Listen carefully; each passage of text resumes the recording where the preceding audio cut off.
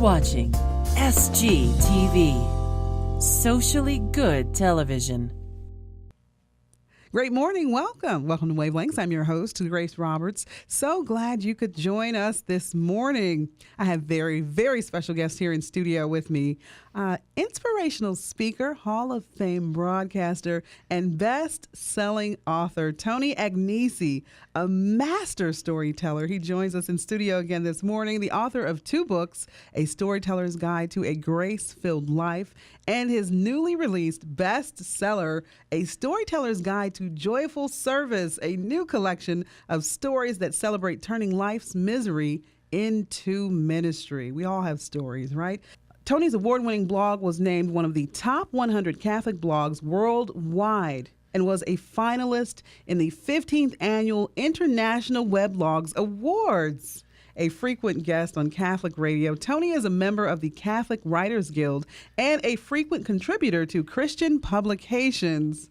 Tony and Diane, his lovely wife of 46 years, live in Wadsworth, Ohio. They have 2 adult sons, a beautiful daughter-in-law, and 2 amazing grandsons, right? Nico and Luca. They are the loves of their lives. Welcome, Tony. Great to see you. Great to have you in studio with us again. Oh, thank you so much, Grace. Thank you for inviting me back. It was a lot of fun here when we were talking about the first book a few months ago. And now we have a new book out, and it's an interesting topic, turning your misery into ministry. And I think we all have points in our lives that we can say, okay, there's misery. How do we reverse it? How do we turn that around? A Storyteller's Guide to Joyful Service, turning your misery into ministry. Wow. So how did this book come about, Tony? Well, we all have hard times.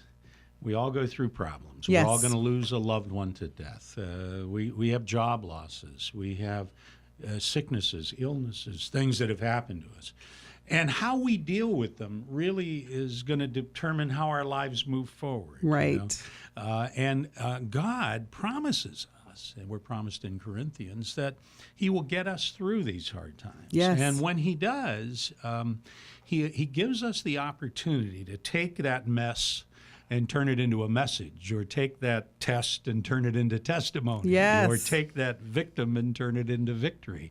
And that's what it's all about. So what happens, did you ever notice that the people raising money for autistic children have an autistic child? Yes. Or the man that's offering a pair of boots to a homeless man on the bridge was once homeless himself? Yes. The woman visiting a cancer patient in the hospital is a cancer survivor. The family that brings a Christmas meal to a needy family had that happen to them when they were younger. These are people who have understood the concept of turning your misery into ministry. The best drug counselors I know are former drug abusers. Yes, and indeed. So they operate with a been there, done that attitude.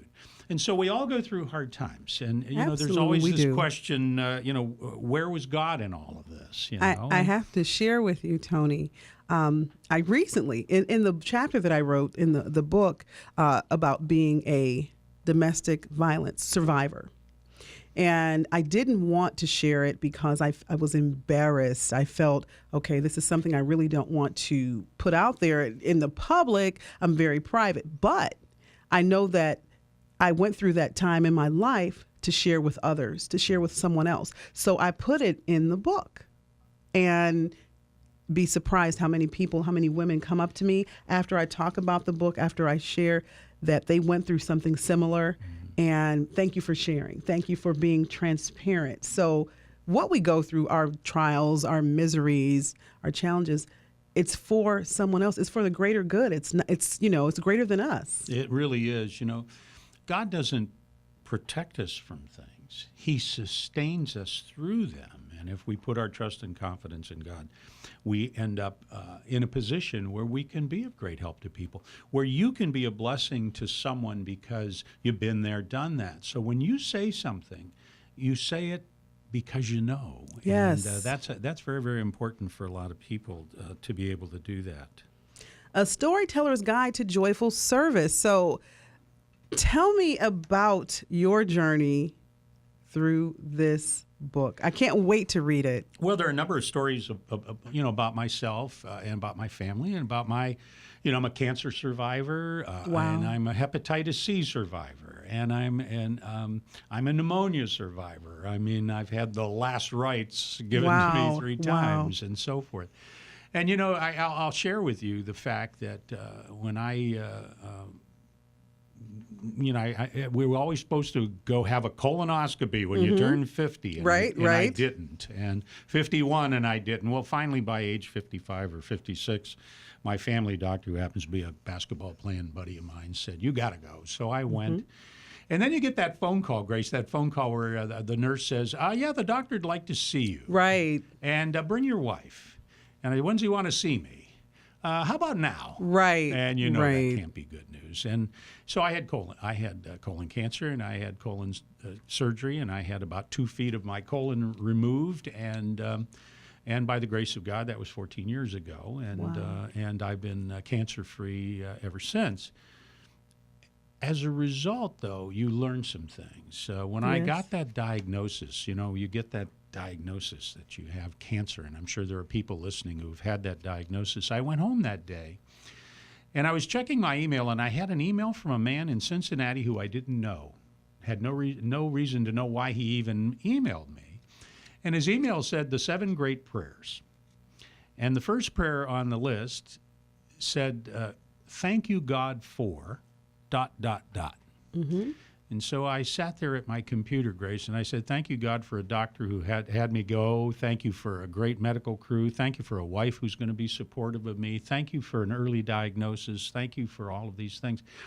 And it was over an hour later, I was still saying thank you. Wow. And when I completed saying thank yous, I never worried about that cancer again. I knew I put it in God's hands, and he had it, and he saw me through it. The interesting result of that is about 1.5 years, 2 years later, I was diagnosed with hepatitis C. Now, hepatitis C is normally associated with intravenous drug use, drug addicts. Now, and I work with the homeless, and I work with the addicted, and I've been doing jail ministry for 14 plus years, and so I work with a lot of people who are addicted, and I work with a lot of people with hep C. Well, that's not the case. I've never been an intravenous drug user. And that hepatitis could have come as a result of playing Blood Brothers with Tonto and the Lone Ranger when I was a little kid, or a barber who might have nicked me with a razor when I was 10 or 12 years old. Or it could have happened as a result of the surgery or so forth. But we didn't know. And so I was lucky enough that my doctor had a friend at UH who was one of the premier doctors on that subject in the country, and I went to University Hospital, and I was diagnosed with hep C. And my particular gene type, my genotype, which I thought would obviously be European, Italian, whatever, came out American, 1A, and that's the type that responds the least to the medication. So I had maybe a 20% chance of a cure. And I asked him what he thought I should do, and he said, "I think you should wait. There may be some new drugs on the market." And so I did. And about 3 years ago, 2015, there was a new drug on the market. You may have seen it advertised on television called Harvoni. And it was made for my particular gene type. And it has about a 99.9% cure rate. And I was a perfect candidate for Harvoni. So we applied for my insurance company for Harvoni, and I was turned down. Wow. And we applied a second time, and I was turned down the second time, and turned down a third time. And one of the women in the doctor's office, she was bound and determined to have that approved, and she did all sorts of things, and we did extra tests and filled out extra forms and questionnaires, and we sent them off to the insurance company. And on January 2nd, the day after New Year's in 2016, I was approved for Harvoni. Wow. Now, Harvoni costs $93,000. And it's a pill a day for 90 days. Each pill is $1,100. So you get a little $30,000 supply of 30 pills. And they were going to pay 80%. So I was on the hook for $18,000. And my wife and I discussed that over and over again. And finally, the same woman at the doctor's office called me and said, "I want you to call this woman at the manufacturer of the drug, and they're doing some tests, and you might fit in one of their studies." And I called, and I did. And the drug company said they would pay all except $38. So I wrote a check for $38 and had $93,000 worth of Harvoni. 3 months later, we did blood work, and there was no sign of hepatitis. They wait an additional 3 months beyond that and do blood work again, and then if it's still gone, they determine it a cure. So I went back in June of that year, the end of June of that year, with the blood work, and I'm sitting in the doctor's office, and they put you in that little room, and I'm thinking and worrying and praying, and finally he comes in. He didn't have much of a bedside manner, but he was a great doctor, and he looked at me and said, "Tony, you're busy, I'm busy, you're cured," and he left. And I started crying, Grace, and I cried all the way from Westlake, Ohio to my office on West Market Street in Akron. I cried all the way. And as I was getting off at the West Market Street exit, there's a drugstore that's straight ahead, and I saw an elderly, homeless-looking man sitting on the sidewalk, leaning up against the drugstore. And I got this incredible nudge, this bump from the Lord that I should spend and go over there and talk to him. And so I pulled off the road. Instead of going to my office, I pulled into this drugstore, and I went up to the man, and I said, "Are you okay?" And he said, "No." I said, "What's the matter?" He says, "I have a prescription for a heart medicine that's keeping me alive. I don't have the money. I don't have the family. I've been sitting here for 3 hours asking people to help me, and no one has helped me." And I said, "Do you have the prescription with you?" And he said, "Yes." And he showed me the prescription, and I helped him to his feet, and I brought him inside, and I paid for his prescription. It was $38. Oh, my. The exact same amount of money that I had paid for $93,000 worth of drug treatment. Now, the Lord, when he gives us a cure, Grace, he also gives us a lesson. Yes. And the lesson he taught me was that because I had a job, and because I had insurance, and because I had the best doctor in the area, and because a woman in his office took an interest in me personally and really worked to get that, I was able to get the drugs to be cured. But because this man was homeless, because he had no job, because he had no family, because he didn't have insurance, for want of $38, his life was in jeopardy.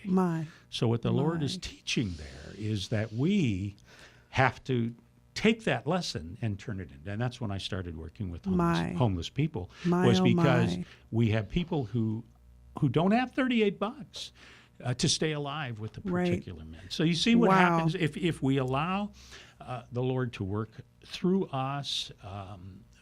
These wonderful things happen. I start the book by a little prayer that I pray every morning, and it's, "Lord, make me an instrument. Put somebody in front of me today that you can help through me." I think we talked about that little prayer the last time I was here. And if you say to the Lord, "Put somebody in front of me today that you can help through me," he will. He absolutely 100% of the time. He absolutely I always say, don't pray that prayer unless you mean it, because it'll happen. I'm emotional here because I'm listening to that, and I trust God. And just for you to share that story, something so simple to us, $38, and he's asking people to help him, and no one would help him. Heart medication, keeping him alive, and God sends you there. $38.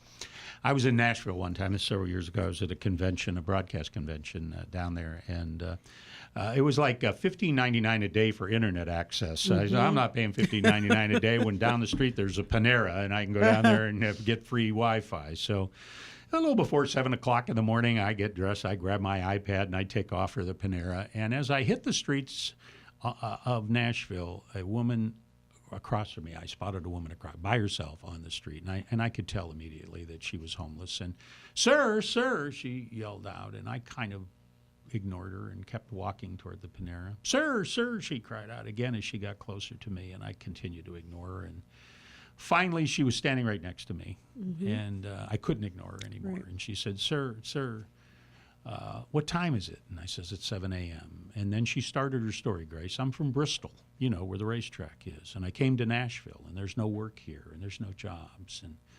And I'm having trouble, and I'm struggling," and so forth. And now, having worked with homeless people, I knew the right questions to ask. Do you know where the nearest shelter is? Have you eaten today? And so forth.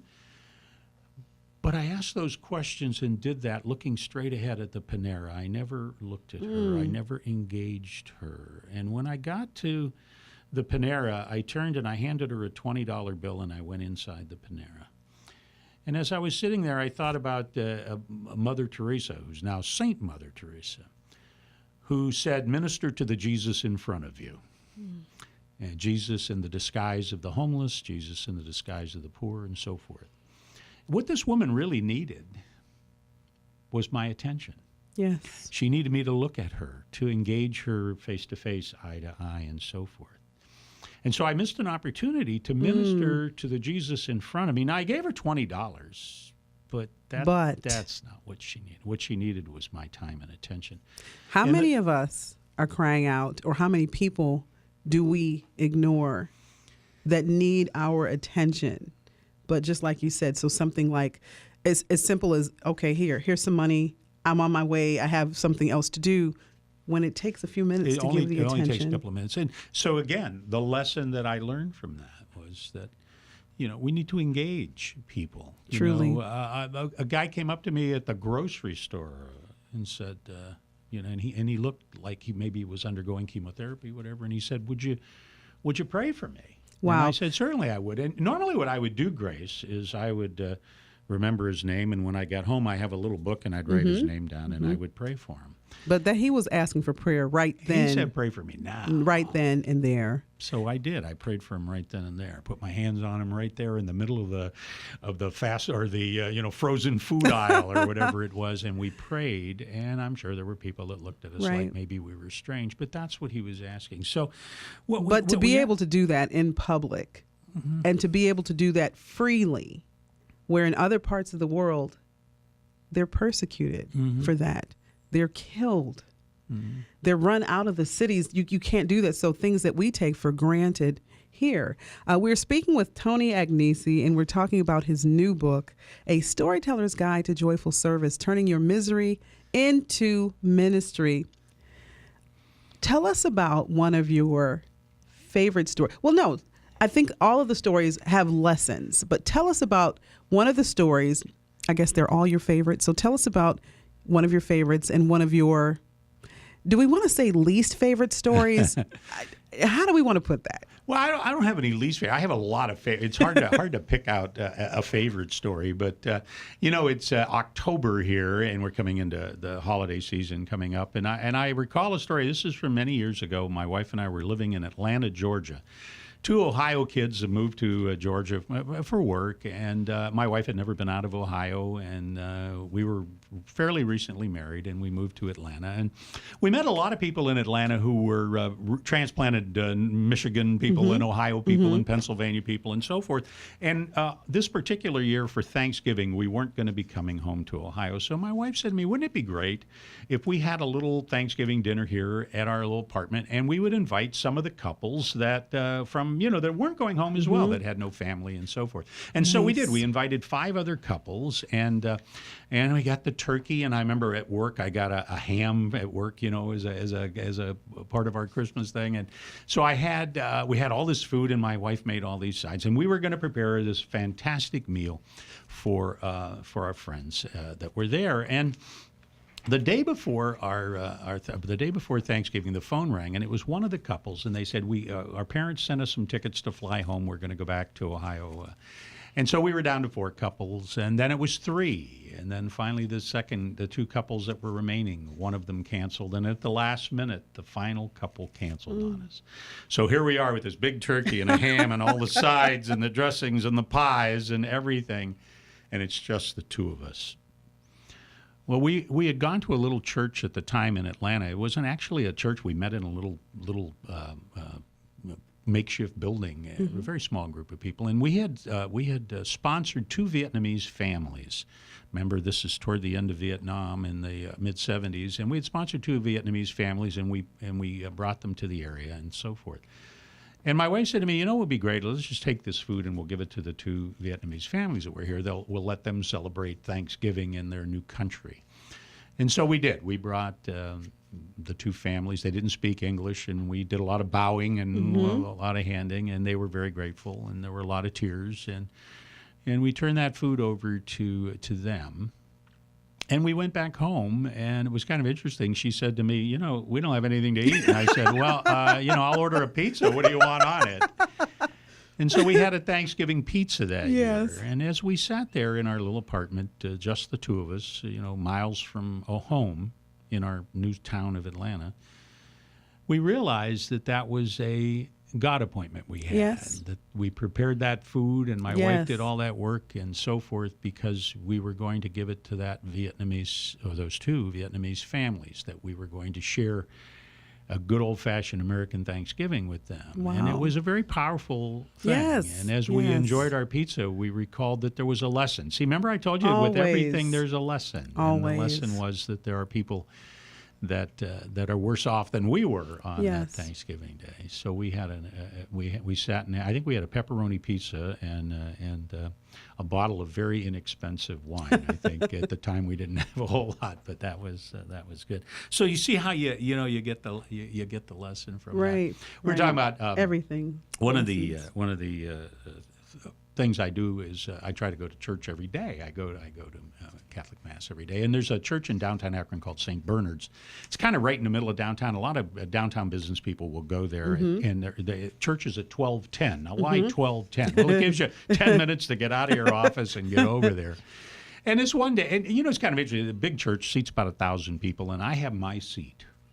Now, do you have your own seat Right, where at you church? sit Everybody to- has their own seat. Right. I have my own seat. So I walk into church. There's 1,000 seats, or maybe 30 people, and there was somebody in my seat. Uh-oh. And so I was kind of, what's she doing in my seat? And I thought, well, maybe it's a college student that didn't study from Akron U, and she's in there praying for a grade or whatever. But I realized she was older, maybe in her 30s. She was apparently homeless. She looked like she might be. And so I got in the row, and we shared the hymnal at the beginning of the service, and I could tell she had not been to church very much, or if not at all. And at the end of the service, as I was leaving, she stopped me and she said, Sir, can I tell you something? And I said, sure. And she said, I have a fine to pay at the courthouse next door of $50, and I didn't have $50. All I had was a bus pass, and I came downtown, and as I was walking from the bus station to the courthouse, I saw this church, and I came in. And I prayed for a miracle.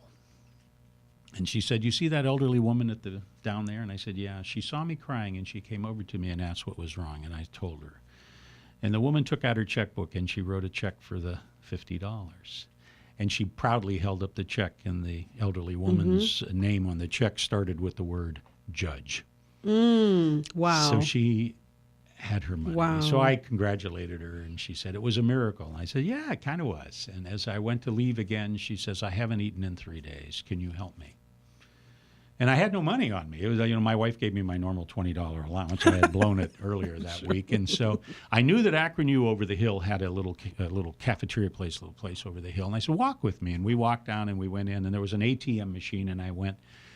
And I got her enough money for a couple of days, and I got her a sandwich and a Coke and whatever. And as we walked back up the hill toward the courthouse, because she was close to her appointment time, she stopped and she looked at me and she started to cry. And she said, I went into a church for the first time today in my life expecting a miracle, and I got 2 miracles. And she gave me the biggest hug. And, Yes. and she crossed the street over to the courthouse, and I went back to my car. And as we walked away from each other, we turned and looked at each other, and I said, next time, stay out of my seat.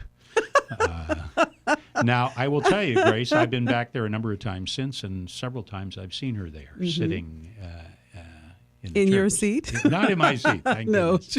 But there's where, somebody who turned her misery into ministry simply by what happened to her Yes. over the course of that little period of time. Wow. Yeah. I'm speaking this week, coming up, and I don't know exactly when it's there, but it's somewhere in the middle of this. I'm speaking to a group called, it's a group of fathers, and now I'm forgetting the name of it, but it's at the pregnancy center. And one of the interesting things about pregnancy centers is that a car will pull up, and a guy will drop off his pregnant girlfriend, and she'll go in and she'll get diapers and formula, and she'll get some help and free ultrasound and pregnancy tests and counseling and so forth. And he'll sit in the car. Instead And of so going in with. about 2 years ago, they started a men's ministry. And what they do is now some guy will go out and grab him and put him in a room, put him at a high top, give him a bag of chips and a Coke, and talk about fatherhood. Talk about what it means to be a father. Right. And the interesting thing when they do that is that a lot of these guys really want to know what it's like to be a father, but have no experience. They grew up without a father. Their girlfriend grew up without a father, and so forth. And so they put together this program where these guys can come and learn fatherhood techniques. Years ago, I was at the jail, and I was doing a one-on-one with a guy, and nice-looking kid, probably 30 years old. I never asked what they did. And we talked for about 20 minutes, one-on-one, just he and I. And I can't even remember, Grace, what we talked about. But at the end of the conversation, we got up, and he hugged me, and he said, "Pray for me. I'm going to prison for 25 years." And I told him I would pray for him, and I do. I still do to this day. And then as we parted, he said to me something that stuck with me. He said, "That must be what it feels like to have a father."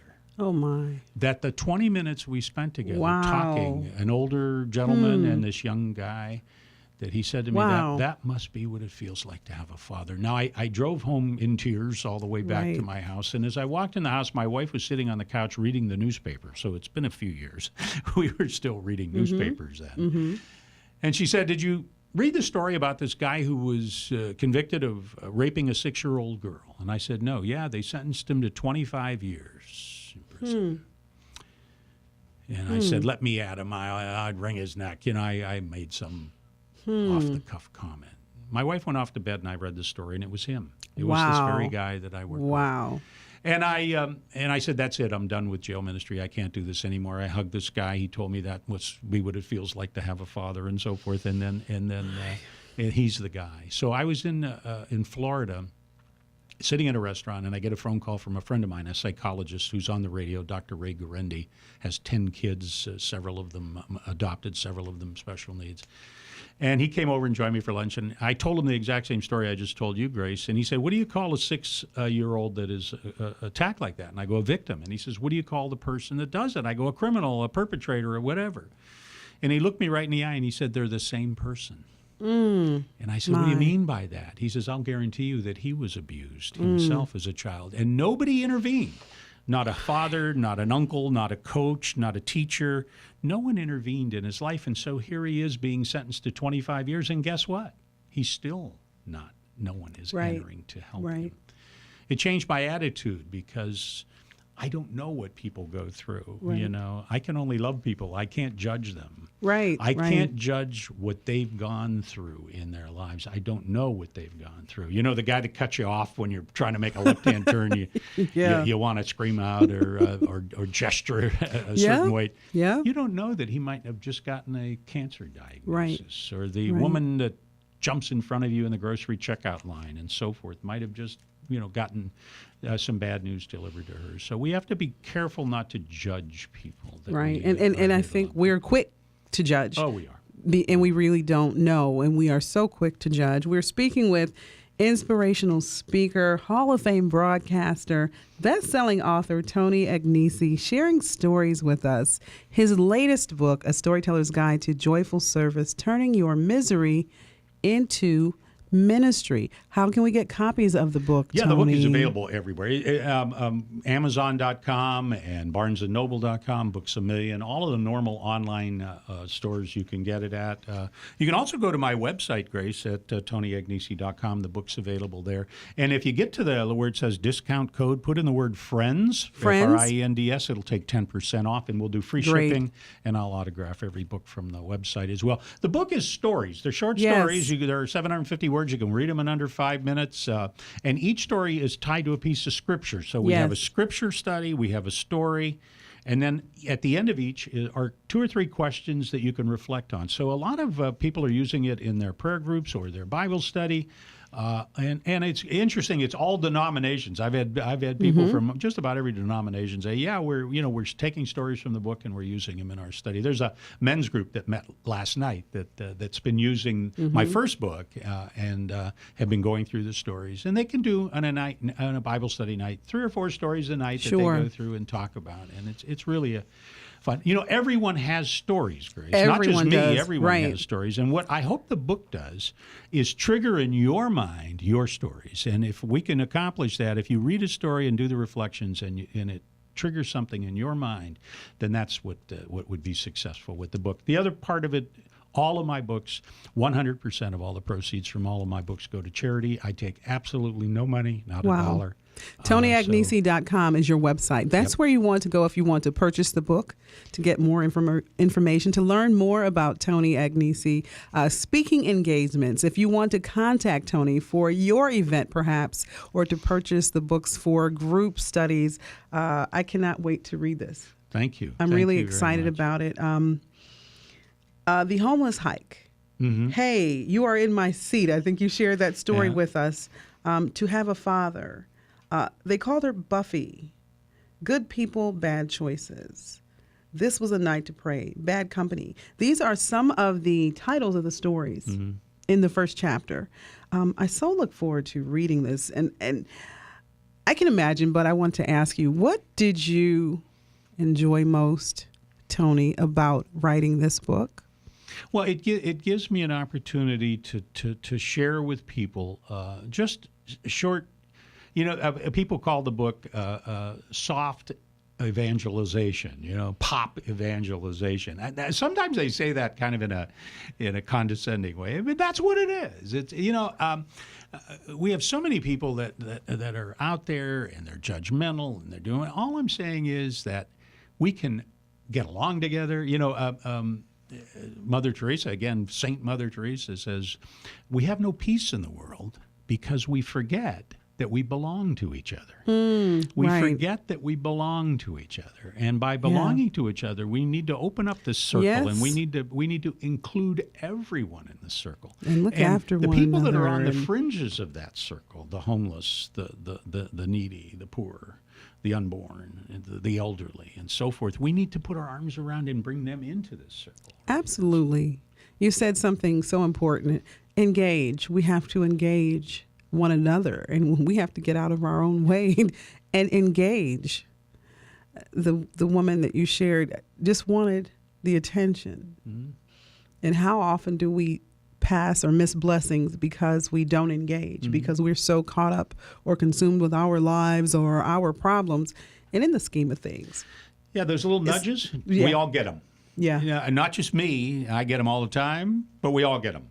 And what do we do most of the time when we get the nudge? Ignore it. Ignore it. And so you get a nudge that, maybe I should call my friend Bill.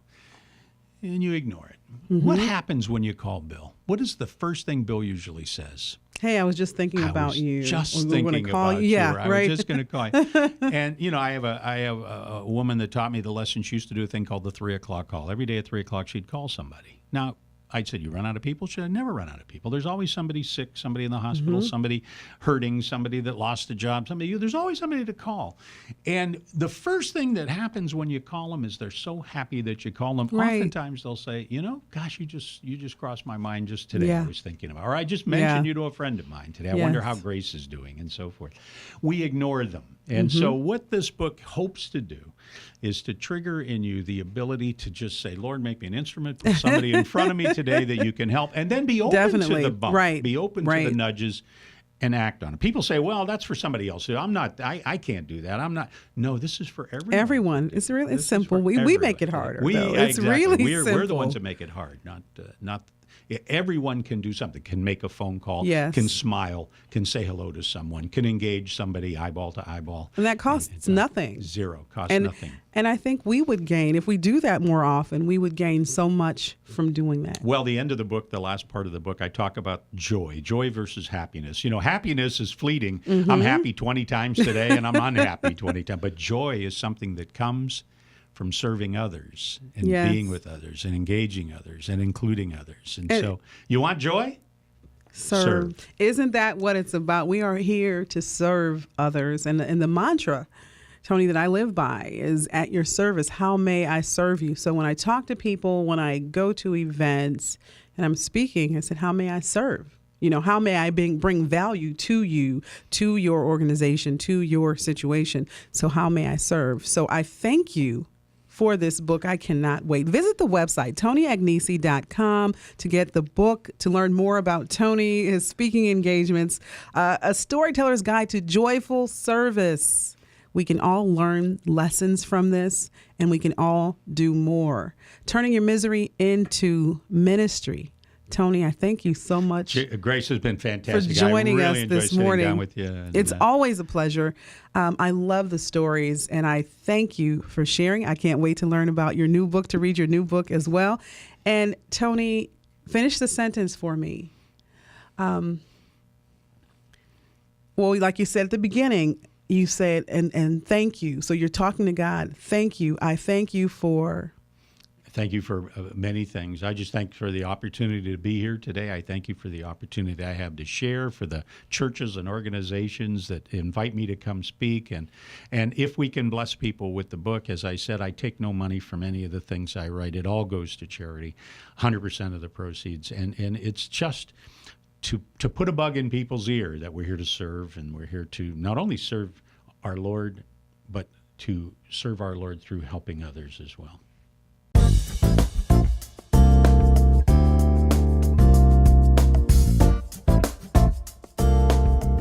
You are watching SGTV, Socially Good Television.